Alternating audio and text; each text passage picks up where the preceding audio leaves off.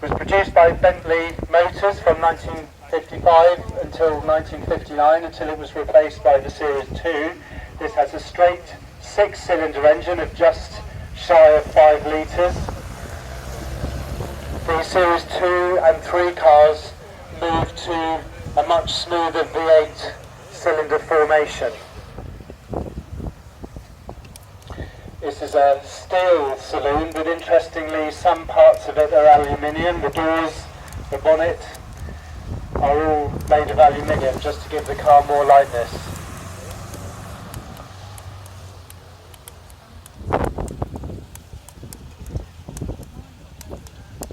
By the way, if anyone is thinking about getting married, maybe some proposals are on the way, we not only provide wedding cars, you can get married at the museum.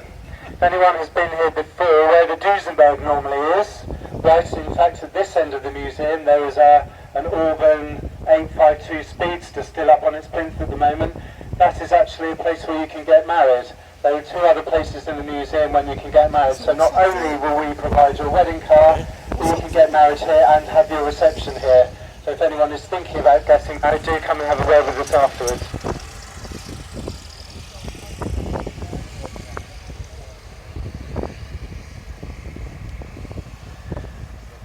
So the last 2 cars in our lineup now, and as I said to the audience this morning, as we speak and as we watch these cars, there will be no other place on this planet, ladies and gentlemen, where you will see a lineup of cars like this. Or if anyone is prepared to correct me, then drop me a line in the week. But I would suggest that you will not see a 1931 Model J Duesenberg being chased by a 1956 Heinkel cabine, or indeed any others of these cars that are collected here today. So these are our last 2 cars. Now, it's going to take a little time to come down, but let's have a little word about the cabine then. It's a 1956 Heinkel cabine, 175. It's a single cylinder engine. Its capacity is 174 cc's. Brake horsepower, 9. But that's just enough, folks. That will get you up to about 54 miles an hour. Heinkel is probably a name that you may be familiar with. They used to make...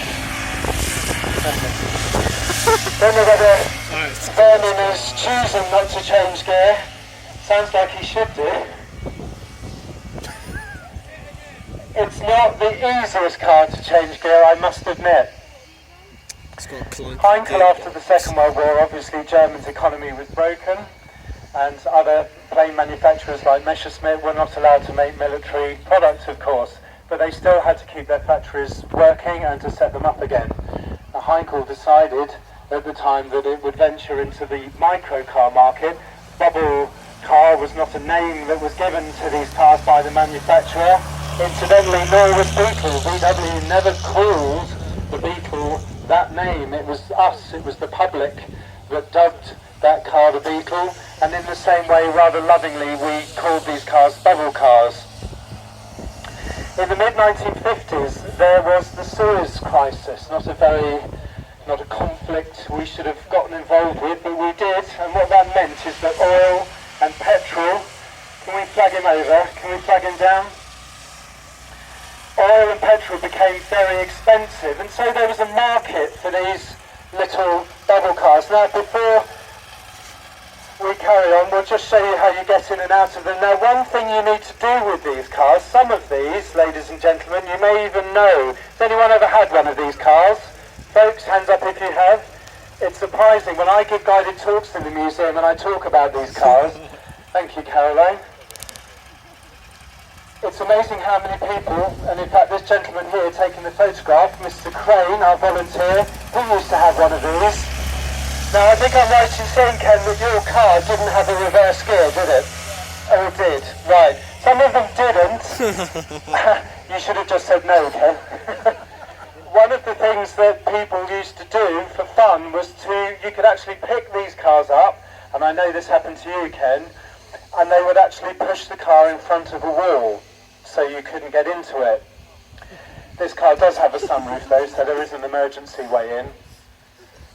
But the reason why they didn't have a reverse gear is because some of them could be driven just by using a motorcycle license. So there were a number of attractive reasons for having one of these micro or bubble cars, and obviously their fuel economy was very good indeed.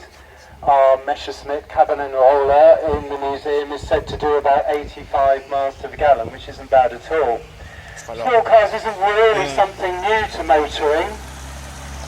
If you're going to go back into the museum, have a look for the 1937 Fiat 500 Topolino, the little mouse as it became.